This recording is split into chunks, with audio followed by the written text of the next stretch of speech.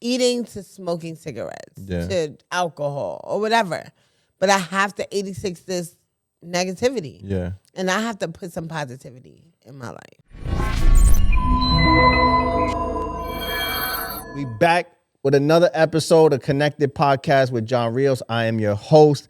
Today we have a dope guest. My good friend, the biggest publicist in the world.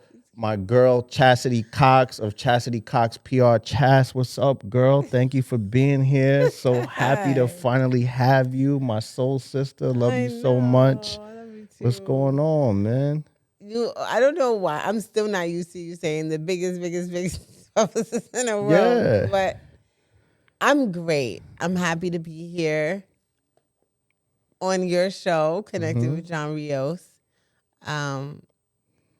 I'm happy to be seated next to you to talk about all the great things. I'm just grateful for today. Facts. And this is like long time coming because I remember like when we first met and I was like just getting on the scene and they introduced me to you and I hit you up and you dubbed me. It's all right. I get it. Like it was awkward for you. I get it, but we had to ease our way into the beautiful friendship that we have now. So I get it. Yes, I was thinking about that. I was like, I wonder if John's gonna bring up the fact that I was like, yeah, it's actually like in alignment with the show because when I interviewed Mike, he was like, yeah, I remember when my mom tried to hook us up to like hang out or to chill, and you dubbed me. and then when I interviewed Don, he was like, yeah, I met you through Mike, but when I first hit up Mike, he dubbed me. so it's definitely like a theme with the show and the people. Danger. Yeah. Like, I don't know you. Yo, that's definitely how you responded. But it's all love. I ain't tripped. And I wouldn't want to change his story ever. Nah. That's what makes it what it is. That's what makes it what it is. And I didn't dub you. I responded. Nah, you did, but you I was just a little you responded like somebody you don't know in your DM. I get it. That's why it's like it's not a big deal. Okay. Yes. So we good. We patched that up. Right. We're like best friends now. No, we are. We are. Like, we are. See his seriousness when he says that? Yeah. It's serious. Yeah. We are. So joy, easy. You know what I'm saying?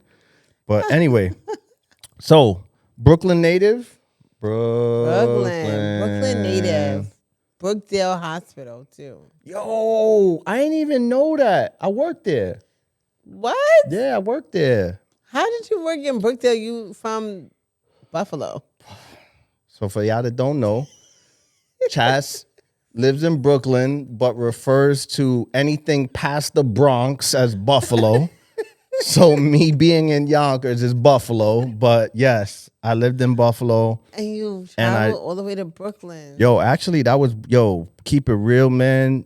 That was one of my most lucrative jobs because at that time I did medical billing and coding, and that was a remote consultation job. So they used to be backed up like 6 months at a time with ER visits that needed to be coded. And I didn't work for the hospital. I worked for a third party, but I would go there just to do their coding. And they would pay me like $6 a file. And ER coding is mad simple. Like everybody coming in with the same symptoms, cough, rash, you know what I'm saying? So you know a lot of those codes by heart.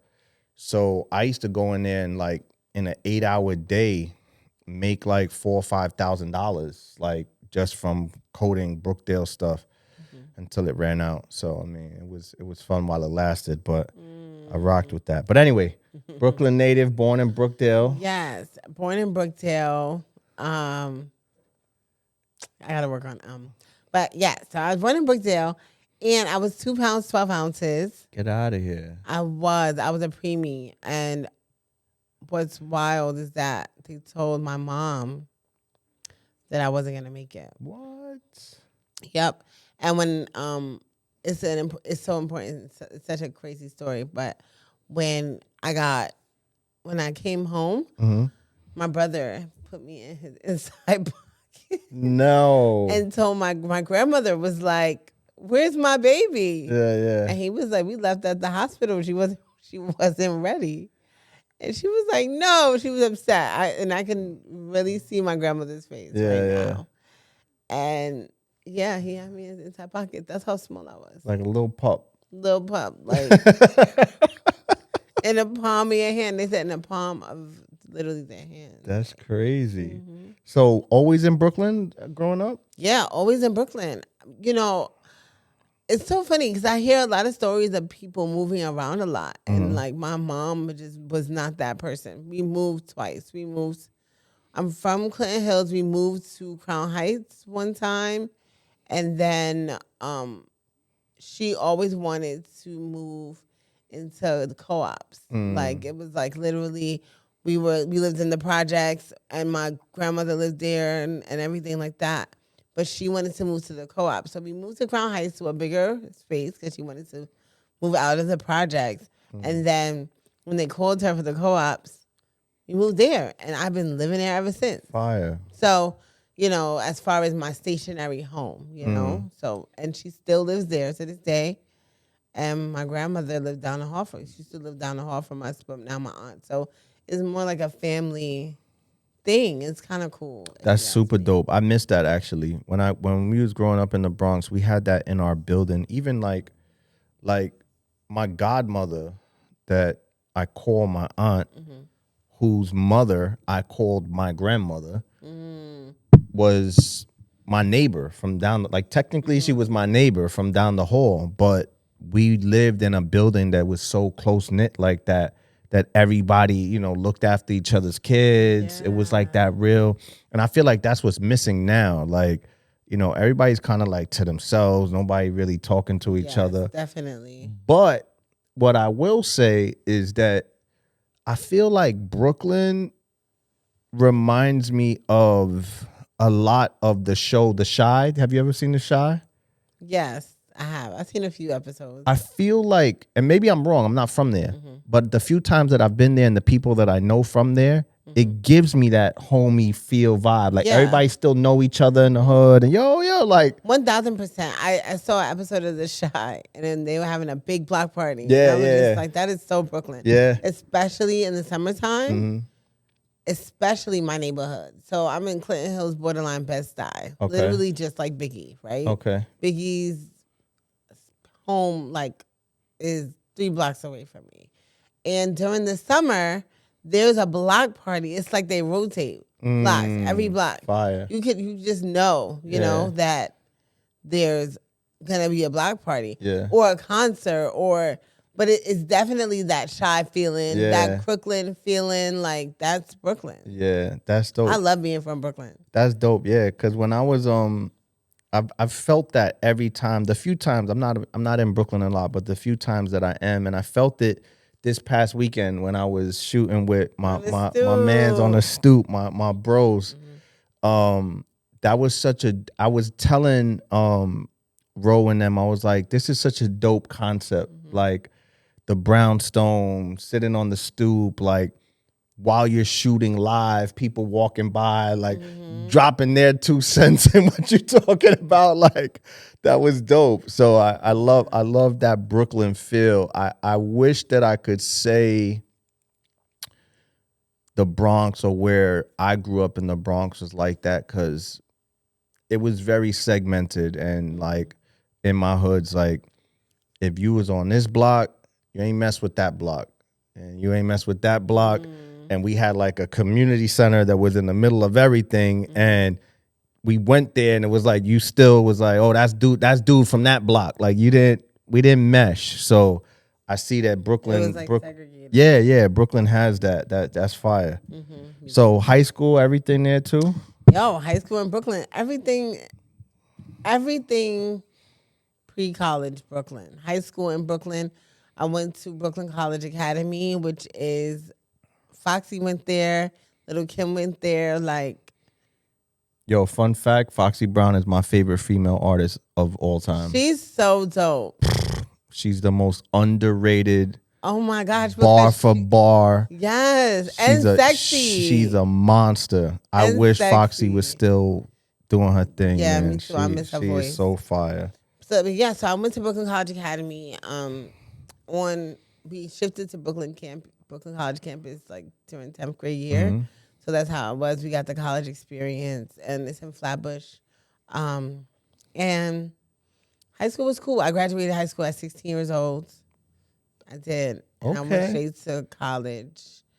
Like literally graduated in January, and my mom had me enrolled at her college because my mom, she worked at BMCC. So. Oh, that's crazy. My mom's got her nursing degree at BMCC. Really? Yeah. So everybody knows my mom because my mom was literally the first office in the admissions office.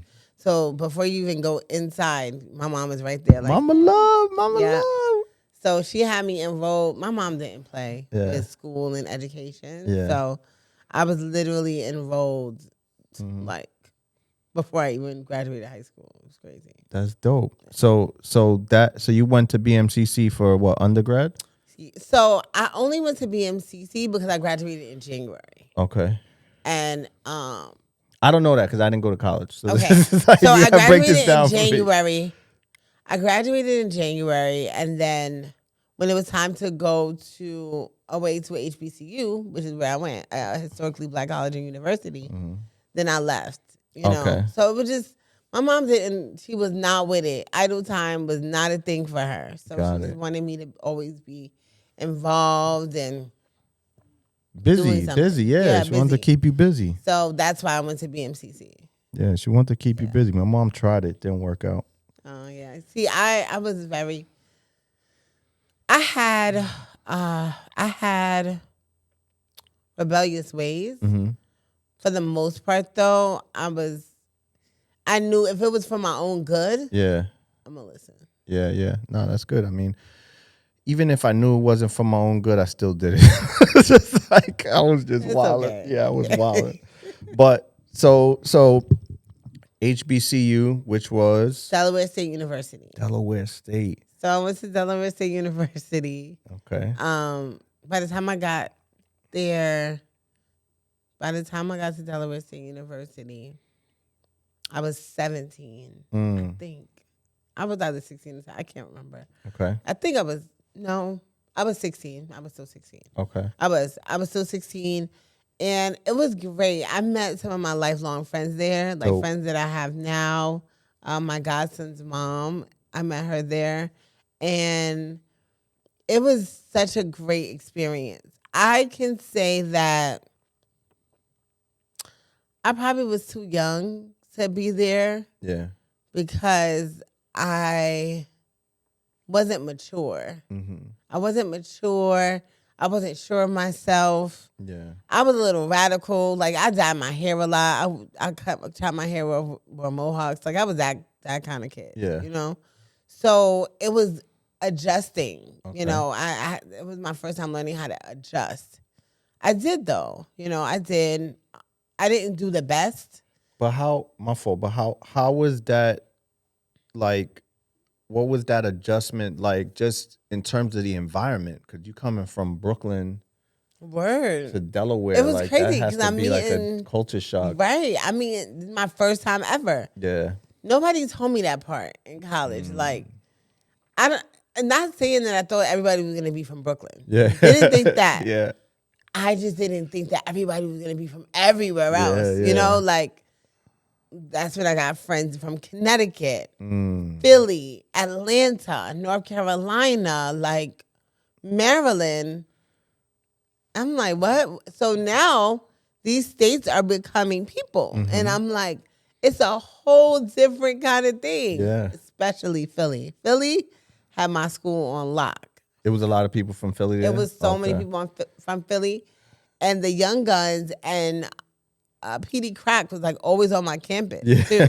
So it was kind of crazy. Like it was great though. You know, like DC, I met friends from DC, which I love DC to this day. You know, So it was definitely it was an experience to get used to that I'm so happy that I had. Because I only went there for 2 years. Okay. And then I left. That's the only thing that I wish that that I got to.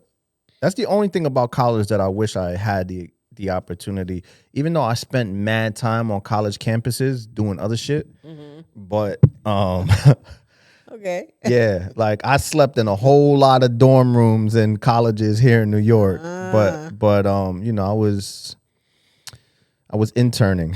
Got it. You know what I'm saying? I'm sure you helped out a lot. I was interning over there doing other stuff. You know, I was research and development, but Gotcha. I wish that I had that because a lot of the stuff like I got to see because I would be there like visiting my friends on campus, and I wanted that. I wanted that, especially like the exposure part of it, because I felt like the only real like radical change that I had was when I went from living in the Bronx to living in Yonkers. You know, I was just talking about this the other day. Like that was a crazy culture shock. And even though Yonkers like has like hoods, I was going to high school in the Bronx like in the epidemic of gang era. So it was like violence everywhere, every day. And then I got to Yonkers, and yo, my school was like a real life version of Saved by the Bell. Now Like, that's cool. it was crazy. Like we had like the big jock that everybody knew. That's my man Jerry. Shout out to my man Jerry. Everybody knew him. He could do whatever he wanted. Like take the teacher's keys and go get food for people. Like I was like, what the fuck is this? Like it was wild. But I wish that I would have got to experience it on the college level, like going away and being independent. It's definitely, you know, I think the cool things was when I used to pop up on my mom, like, because it was only a 3-hour drive. So I had a friend with a car, and because I'm from New York, I didn't realize that's cool. Yeah, right? It's crazy. So I didn't have a car, but my friends did, and they'd be like, "Well, we could go to Brooklyn. We could go to Brooklyn. Let's go." Yeah. I'm like, "Oh, I could go home for a little bit." So that was like my superpower for sure. And I would like pop up and stuff. So campus life was great because I got to do so many things. I was a host of the school radio. I had my own radio show. Okay. Yep, I sure did. I had my own radio show. I think it was called like My Goodies or something. It was called My Goodies. I mean, even talk about nothing crazy, like, I don't know, but it was great. And what else did I do? I smoked a lot of bud. Yeah, I can imagine. Was the radio show what like sparked your interest in journalism or entertainment? So I was ready. That was my major, period. Okay. So before I went to college, I was a writer. I wrote in the New York City newspaper. It's called News Connection. I'm not sure if they're still open, but it was distributed through the whole city. Yeah. All the boroughs, everything. Fire. So I wrote for them for 2 years. Before that, I always wrote poetry. I would like sneak in a New York Weekend Cafe because I had a fake ID, right? And just different poetry slams around the city. And it's so funny because Math and I talk about it. My client Math, we talk about it because it's a spot called Karma in the Lower East Side. Okay. That used to have open mics, and I used to sneak in there. And Oh, he said dope. he would be in there, and we always made a joke like, because he always said to me when we met in adulthood, you look mad familiar, and I'm like, you too. So we always make a joke like we probably met there before. Yeah. You know, because I was not of age, but I would just. You was in there. I was in there. Moving and around. I would, recite poetry. It's crazy you say that because I was just telling my son about that. Like how back then that was when the ID cards used to bend and shit, and you ain't even have to get a fake ID. We used to chalk them with colored pencils. We used to be able to change the date on it, like the date of birth.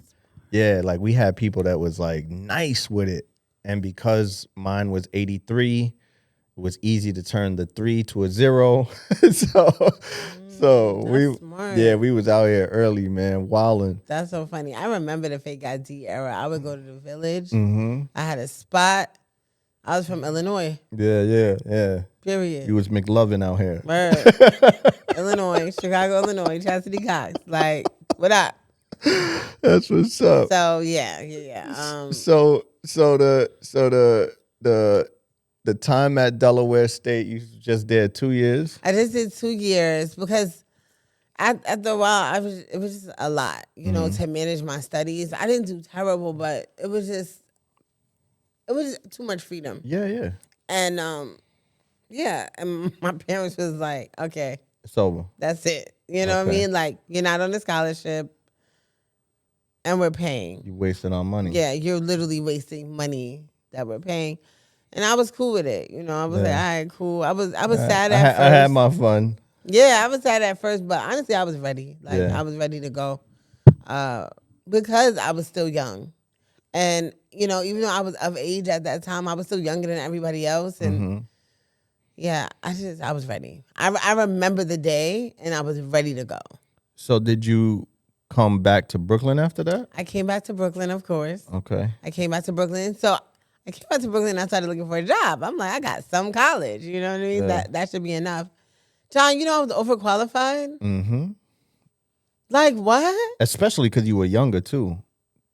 I So you said, had to I just double want to work at the sneaker store. Yeah. I want to work at the sneaker store so I can get some sneakers. Like, I'm a nice person. Can you hire me, please? Nobody. Yeah. I went to interview at Starbucks. Crazy. They didn't hire me. Yeah. I remember that. I got dressed up.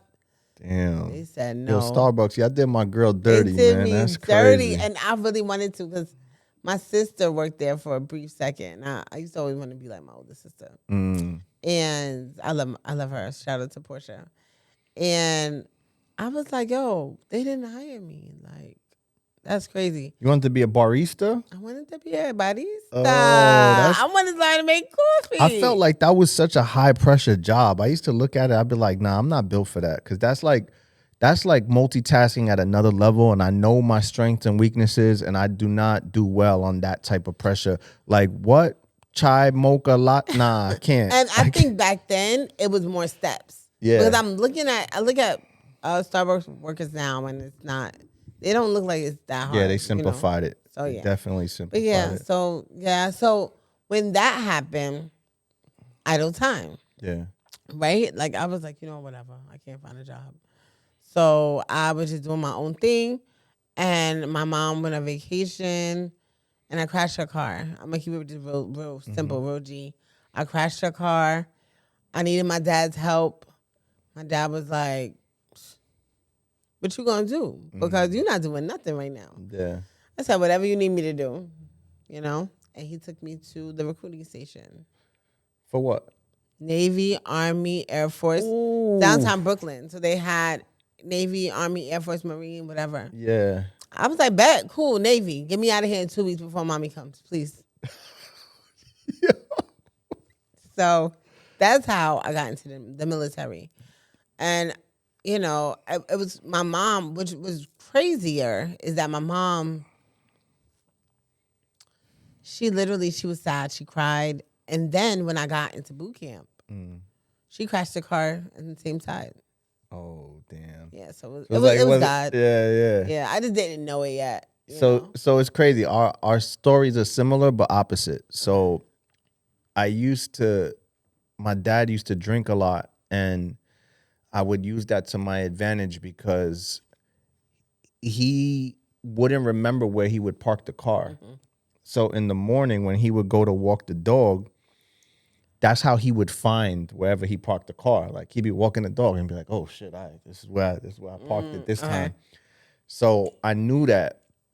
So because I was bad as hell, I used to take the car at night. Like as soon as he passed out, I would take the keys and I'd call my friends and I'd be like, "Yo, he's asleep." So I would go get them. Go. Yeah, and same thing. I crashed the car, and I tried to explain that. I tried to do some dumb. Like you don't realize how stupid you were when you were younger until like I thought that I put this big ass rock on the floor by the damage, and I was like, he's gonna think. I was like, he's gonna think that somebody just threw this rock at his car. The stupidest thought ever. But Well, no, that's not too bad. yeah, it was stupid. If I tell you what I It did was to my stupid. mom's Ford Taurus, you would be like, I'm gonna tell you. Yeah, it was stupid because the rock was like this big and the dent was like this big. It was it didn't make no sense. And like the paint from the car I hit was like still on the side of it and shit. Okay, yeah, no. So I had told my mom, I was like, yo, I crashed. She was like, I ain't helping you with that. Yo, I remember that morning vividly. Pops went to walk the dog. And what blew my shit was I was stupid.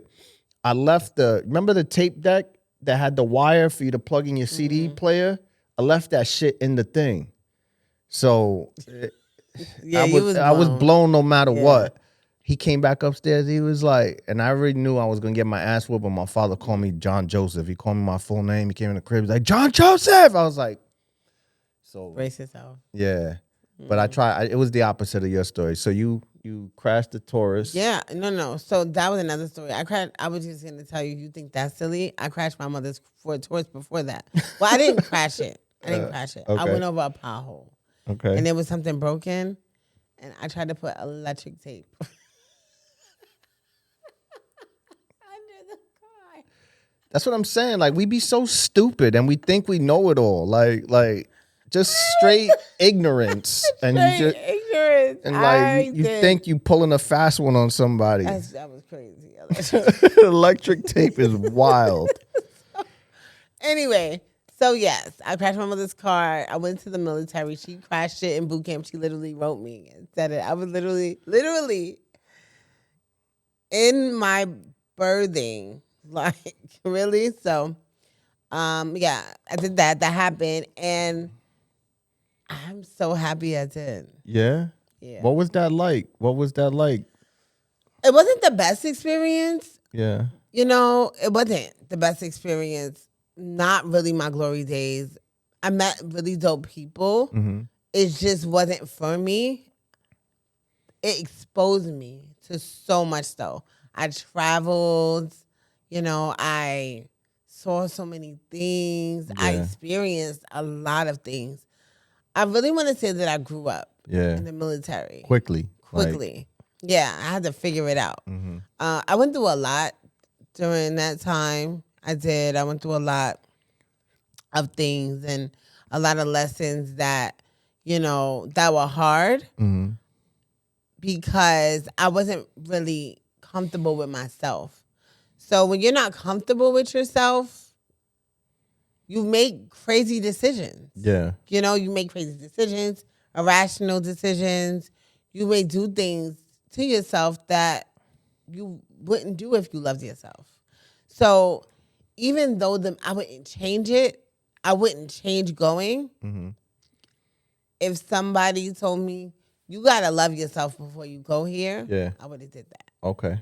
I would have did some digging and some soul searching because I didn't have that.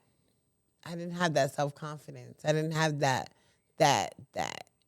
it factor. I didn't have that thing I have now. Mm-hmm. Like I feel like I'm very sure of myself. I'm very confident, but I didn't have it then. So I feel like that was a lot of that hindered me a lot. Okay.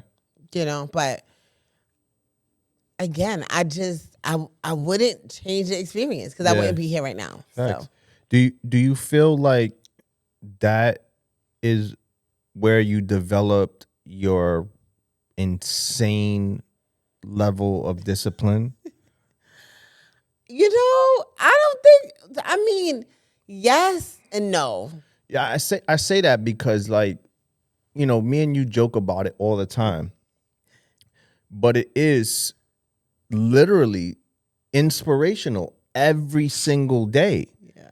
Cause I will know that you were out the night before till 2-3 in the morning, and 5 o'clock in the morning, you up again at your routine and doing your routine and not missing a beat. And I talk to you privately, you know what I'm saying? So like people that see it on Instagram, but like they don't even know the behind the scenes. Like, yo, she was out. Like, I'm still bugging. Like, yo, she's on like 3 hours of sleep and she's up sticking to the routine. And that's dope. And that's super inspirational for me anyway. So is that where that came from, or? I think some of it did. Some Okay. of it. The repetitiveness, Yeah. it did. And I made it into my own. Okay.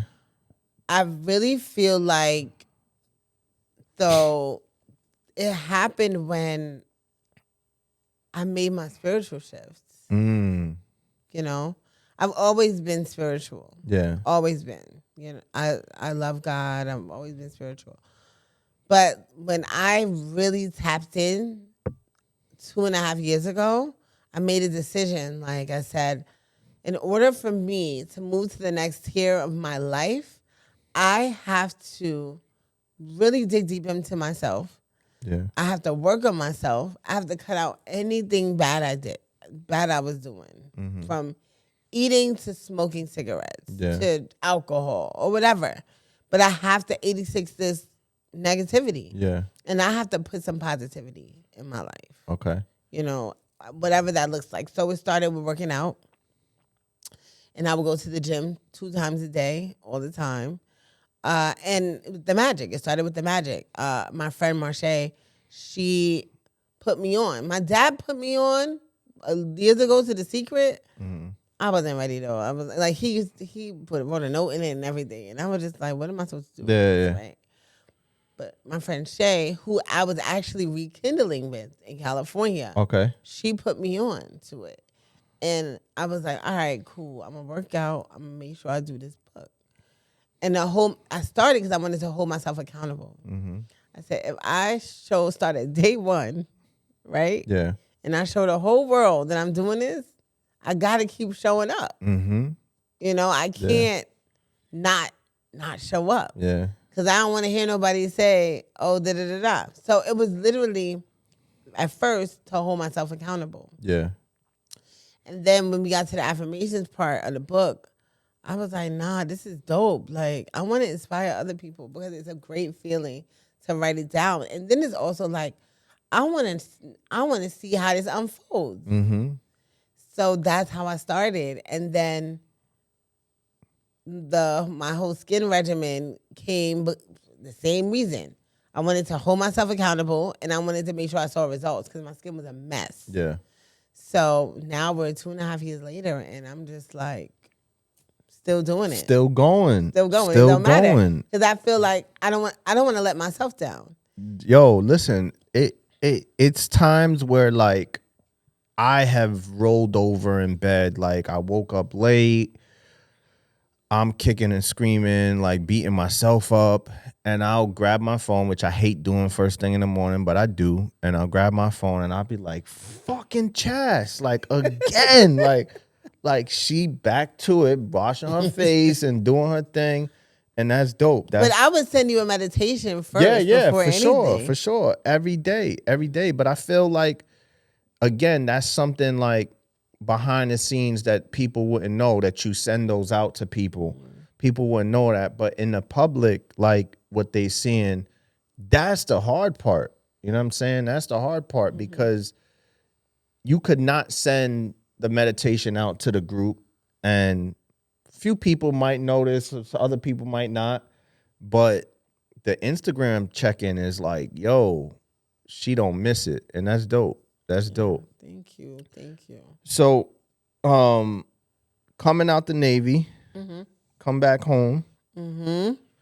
What we doing? What are we doing? So I got out the Navy when I was 24, just the active duty part. Okay. Because I knew that I was missing something. I was missing a lot. I wasn't happy there. It wasn't for me. It wasn't a vibe. And I'm a vibe. Yeah. And I was just like, I need to be in a vibey space. I need to, I need to do what I love. And it was public relations. You know, I realized that when I was at Del State. Because I was a journalism major, concentrating in broadcast journalism.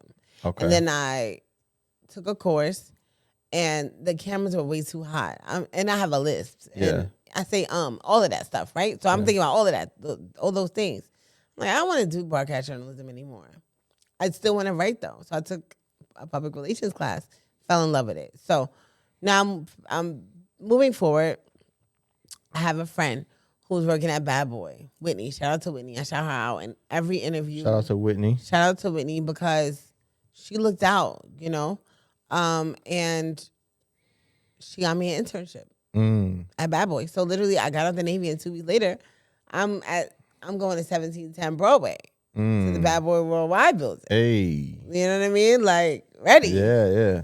So I got the internship. He's like, take that, right, take that. Right. I was excited, because I was 24, but I had a career already. So now I have my GI Bill. I don't have to worry about money. Mm-hmm. I'm in school. I got my own car. I'm good. Things are progressing. Yeah. Things are progressing. So taking an internship that only provides a Metro card was fine for me. Good. You didn't need that. Nothing else, really. I didn't need anything else. And that was a great experience. It was dope. I learned a lot about the industry, about showing up, about details, fine details. And I learned that like celebrities don't have it all together. At all. It's crazy you say that because that was my aha moment when I started getting around a lot more successful people in real estate and in business, period. It was a lot of people I don't want to say I admired, but I was always like, damn, like they doing it, you know what I'm saying? And then like I would meet them in person, and although they were far more successful than I was, I'd be like, damn, you dealing with that? Like that type of personal shit or whatever, like, or I'd hear them say like the things they were struggling with mentally, internally, and be like, oh, like it humanized them as like, yo, like we all dealing with the same type of shit. So that's I could relate to that. Definitely humanized. That's the word, right? Yeah. That drove me though. I was like, I really got into get into this PR stuff because I'm needed, I know me and I know my spirit even then. And I'm like, I want to do this. I want to make a mark on the world, and I want to show that I can do this, support my clients on a different level. So I left. Okay. I left Bad Boy because I had reserve duty. Okay. And, I had to take care of that. Yeah. So I moved to Virginia, and I finished school at Norfolk State University, another HBCU. Okay. Which was great. And I got my degree there. I graduated with honors, and I got my degree at Norfolk State University, and I left in 2014. I don't have the button like the cool podcasts do, but if I did, I would be like, bam, bam, bam, bam. That was a huge accomplishment. I am. People always want to talk to me about what I've done in business, and I'm grateful for it and I appreciate it. But I'm even more. I have an even higher regard and adoration for people that have gone through that much schooling, because I hated school, like everything about it. I was very intelligent, and I was gifted in a sense where I got things easily, but I wasn't good at taking tests. I had ADHD, so studying was like, the fuck? I'd be there with the book and then put that down and go do something else. So people that actually got to finish school, that's incredible to me. So what's crazy, John, though? I wasn't good at taking tests either. Yeah? I was scared every time. Yeah? Every time. So I get it, but no. I wasn't scared. I just didn't have the focus. Discipline. I didn't have the focus. Like I would sit down and be like, yo, I don't want to do this shit from early. Yeah. Like I'm like 8 years old. I'm like, come on, like what? I get it. Like, what I get it. It's a level. Yeah, it's not, especially if it's not entertaining. So, real quick before we get into the PR work, I wanted to ask you, like, for those that don't know, what that is, because I didn't know what the fuck a publicist was till I met you. Like, dead serious. I had no idea. I didn't know what a publicist was, what a publicist did. I didn't know what PR work was. I actually am super fascinated behind it now because I'm like, yo, I could have did that. But what is it? I like pulling up the definition. Okay. Because the definition is cool, but it can be different, right? So let me pull up the definition so people will get that, and then I'll tell you what I do. But I do that, but it can bring true or not true to different people depending on the circumstance. I think everybody's gonna put their, especially like from what I've seen of you and a couple of the publicists that I've met being around you. I think everybody adds their own space, their own spice to it. So the definition: the professional maintenance of a favorable public image by a company or organization of a famous person, or the state of the relationship between the public and a company or other organization or a famous person. So I like to say that I babysit famous people in a positive way. Like for real. Yeah. Because I have to maintain image, right? For some clients, everybody's different. Yeah. Other clients, I can be an assistant and a manager. I'm not a manager. Those are things that can be thrown in. Yeah, it's kind of like interchangeable. In my wheelhouse, interchangeable. I'm a therapist. I am a cheerleader. I am an advisor. I'm a supporter. And for me, also, I make sure you are seen in a positive light in the media. Okay. And I'm an event curator too. Dope. So that's the textbook definition. But it don't do enough. Yeah. Nah, it don't do enough. Yeah, for sure. And I know that from seeing what you do. Right. So where does the PR journey begin with you and your clients? So the PR, I want to say the PR journey began at Bad Boy because even though I was an assistant, I watched. I studied a lot. Yeah, you got game there. I got so much game there. And then I interned for a few companies, a few people, and I learned more. And then I was blessed enough to meet, well, not blessed enough to meet. Well, yeah, I was. I was blessed enough to meet my friend Joy at Bad Boy. Okay. And later on, she would start a podcast. And when she started the podcast, I was just coming home from college. And I told her, like, this is what I want to do. I want to be in PR. I just don't have any connections. Zero. Okay. But you have a podcast, so you need guests. And if you need guests and I need connections, we could do something with it. Win-win. It's a win-win. And that's what we did. Fire. So I want to say so technically Joy was the first client. Joy was the unofficial Joy was my client. first independent client. Actually, it wasn't unofficial. It was very official. Oh yeah, okay. We were very official. Okay. Like people knew we had great guests. No. I mean unofficial in a sense where it was like the work you did was official. I'm saying like unofficial in the sense that like you didn't really have like, right. The know-how. foundation she built. Really just said, I love you. She gave you a chance. Yeah. I believe in you. Yeah. Here's my brand. With her and my friend of mine named Star and my jeweler, who's not my jeweler now. He was a host. Okay. He's now a jeweler. He's my jeweler. And a DJ from Japan named DJ Kondo and Jay Fats. And he was our cameraman. And it was called Bar Talk Radio. Okay. So that was my start because that was under me. I didn't have an intern or anything. It was just me and it was them.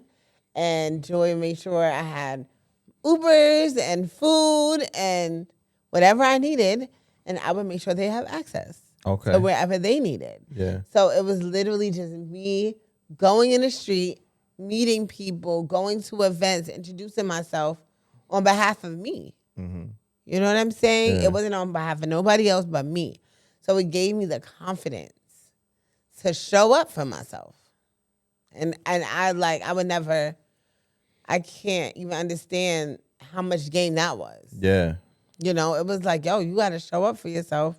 You got to show up for them, you know, and you got to figure it out. You got to get them guests. You got to get them in events, all that stuff. So you got to figure out how to do that. And I did. And I feel like that's dope that you caught that, because I feel like a lot of the people that I consult and coach in business, I'll tell them, like, you know, this entrepreneurship shit is different. You know, like, you might be a baker that makes incredible cakes, and your whole family and everybody tell you how dope your cakes are, and you're like, yo, I want to start a bakery and a business, and I'm gonna sell these cakes, and you love making cakes. You might not love the 7 other things that come along, 8, 10, 9, a million other things that come along with being an entrepreneur. You just want to bake cakes, but you got to do sales. You got to do marketing. You got to do customer relations. You got to answer the phones. You got to sweep up. You know what I'm saying? And You got to do taxes. yeah, you got to do taxes. You got to do all of that. And a lot of people don't take that into account. And a lot of times I talk to entrepreneurs and I'm like, yo, like, this is what comes with it. You know, solopreneur comes before entrepreneur, and solopreneur, you doing 15 jobs. And that in itself could be discouraging, because you just like make you want to quit, because you're like, yo, I just want to do the fun stuff in PR and connect the dots and put people in rooms, but I got to be a therapist. I got to do this. You know what I'm saying? Yeah. It's a lot of other hats to wear. So many other hats. And it could be draining, and it could be exhausting. So I definitely see that.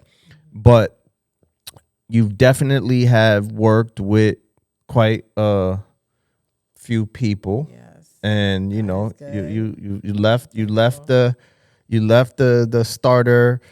Shout out to Joy again. You left my girl. You left the pod, and then you've gone on to work with some people like Matt Hoffa, who actually gave me my first big name spot. Like, he was my first big name client. Yeah. You know? So shout out to Math. Shout out to Matt. Jim Jones, I worked with when I was interning for another company, but still that helped me with connections. I worked with Iman Shumpert, who's absolutely amazing. My current client, Tiana Wallace, who was, again, another step, you know? Yeah. She was my first client when I coined my company, Chastity Cox Public Relations. Okay. So, like, you know, I did my first invoice with her. Like that. Yeah. So, Tiana Wallace, Dwight Howard. Shout out to Dwight Howard. A bunch of people. Yeah, it's dope. I know. Yeah, I like, know the list is crazy. it's great. It's dope that sometimes I forget, you know. But For sure. I'm super thankful with the growth, with the amount of trust that people have in me. Yeah. To know that I'm gonna have their back, to know that I'm going to expand their brand, to know that I'm going to interact people on behalf of them in a positive light, to know that they can trust me is really an honor. Yeah. It's really an honor, because people deal with a lot behind the scenes, a lot. And celebrities and influencers do too. They just don't have the luxury of being able to hide. So having someone like me is very important.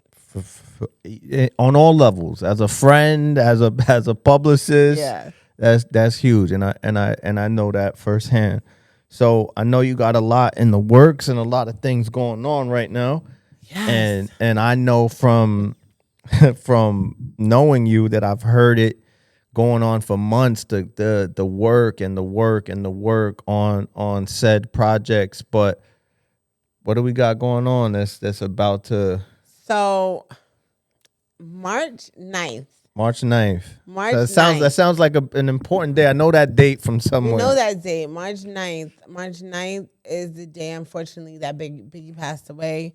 And we are set. We is Tiana Wallace, his daughter, and the team is set to open the first Biggie museum ever Bam, bam, bam, bam, bam, bam, bam. in Brooklyn. That's so In dope. Brooklyn, New York. And, again, honored, grateful, Yeah. super thankful. I'm from Brooklyn. I'm from Clinton Hills. Yeah.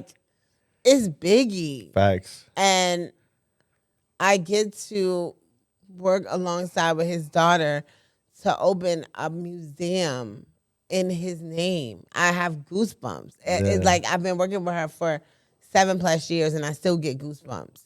So that is happening March 9th. I'm so excited for it. So excited, and I'm thankful. We have a lot of moving parts, 8 exhibits. It's gonna be dope. That's dope. So I'm excited for that. Also, next week. Next week. What's going on next week? God Body Weekend. AJ McQueen. You put me on the AJ McQueen, man. Music is so dope. Is one of the dopest artists I've heard ever. Yeah. Seriously. Yeah. Music is very saturated right now. And to get that gold that's in the sand or whatever, to get those gems, sometimes you gotta dig because it's so oversaturated with the same thing. Yeah. And AJ reached out to me a while ago, to talk about having an interview on our show, MEO, and or like one of the shows that we have to get put together. We haven't done it yet. Okay. We are though. It's in progress. I'm really hoping to have one soon. When he reached out, I was also like, dang, he's cool. So I started digging into the music, and I'm like, yes, this is it. Yeah. Just for women, for family, for community. And I saw that he was having an event, God Body Weekend. And I reached out and I was just like, yo, if you need anything from me, let me know. I want to be a part. I never been to Texas before. And I'm super spiritual. I'm super into watering the community because it's a free food program on Friday. So we're going to feed the homeless, we're going to do things like that. And he has another wellness day where, we're going to dig deep into ourselves and what? Then he has an unplugged concert where he's going to perform. So I'm like, I want to be down, Damn, that's a loaded weekend. It's a loaded weekend, about to be crazy. So I was like, I'm going to be down. And he was like, yo, I have the perfect segment. So I'm going to be participating in his God Talk, which is kind of performing, and that's not my wheelhouse. But God doesn't call the qualified; He calls the called. And for me, say that again. Say that again. God doesn't call the qualified; He calls the called. That's facts. And when it was first, I was like, I didn't think I was signing up for that. I'm just gonna go into it though. Yeah, I'm gonna step into this because honestly, it's similar to doing an open mic. I haven't done one since I was in my 20s, maybe, but I'm like, you know what, I can do this. So shout out to AJ McQueen for even putting me on a bill because the people that I am even sharing this stage with, i.e. Candace Love, Doc, Marcus Black, Stacey Ike, Joshua Dillard. These people are speakers. Yeah. You know, like I listen to them. Like, so to share the stage, like being called, I'm like, all right, guy, you calling me? All right, cool. I'm excited, and I'm just excited to experience it and share my thoughts and my piece to the world. So that's happening. It's so many things happening. Like MEO, we have more guests coming. So many great interviews. I'm excited about that. Yeah, and more. That's so dope. And more. So obviously, you know, you're in the entrepreneurial space with working for yourself, developing your brand. And I think that a lot of the time we don't get time to work on the business because we're working in the business all the time. And, you know, a lot of people don't get to see, like, they see the finished product, right? They see the Biggie Museum. They see you talking in Texas. They see you at MEO. But what do you feel like has been like some of your biggest hurdles, your biggest obstacles, your ups and downs as an entrepreneur? Me, myself. You know, being in my own way, not putting myself first. Okay. And it's wild that you asked me that because this beautiful young lady called me yesterday. And I met her at an event. And we exchanged numbers. And she texted me yesterday, like, I wanted to speak to you about something. And I said, I was swamped, but I had an opening. I told her to call me. And I swear I felt like I was talking to my younger self. Promise you, she was just entering the PR space. And I was able to give her some advice. I say myself because when I first got into this, it was like service, all about service. And I was not taking care of Chastity. I didn't even really know who Chastity was, you know? And so I was my biggest challenge because I had to figure out me. I had to figure out how I was going to navigate in this world, in this space, in this calling by showing up like me. Because I can do it all. I can do everything in the world. That definitely helped me to get to where I am now. To sustain, though, and to do more and to actually have an impact, I had to face me. Yeah. You know? And when you face yourself, after you do that, the other challenges are pretty much easy. Yeah. So, yeah, there's challenges. There's clients that may be harder than others. There's things behind the scenes like taxes and making sure your business is straight and making sure your bank account is allotted to your business account and making sure your family life is straight, you know? I say that, and I say showing up for me is so important. And that was the biggest challenge because if I didn't show up for myself 2.5 years ago, the things that I've endured since, I would have been a mess. Yeah. You know, I recently lost my grandmother. Yeah. And I had to be there for her every day. Every day. If that was me a few years ago, I don't know if I could have done it the way I did it. And I definitely watched I watched firsthand. We kind of went through that together while you were thank you for being there for me. Of course, you've done it for me too. But like losing your grandmother, and you were going through it, but also still, and that's the part that I feel like people don't see with entrepreneurship, that, you know, we don't get no bereavement, we don't get, you know, sick time, we don't get workers' comp. Like, you know, you gotta keep going, and it takes a certain level of a strong, like, mental fortitude and spiritual as well for you to be like, I I just went through that. I'm gonna give myself grace, give myself a few days to get through it and keep going. And that's super admirable. So it's funny that you bring up that you felt like that was like speaking to your younger self with that young lady you spoke with. If you were to give somebody that's watching this advice on being an entrepreneur, getting into PR space, what would you say, like one overarching thing that kind of can encompass everything? Would you say a piece of advice for them? Show up.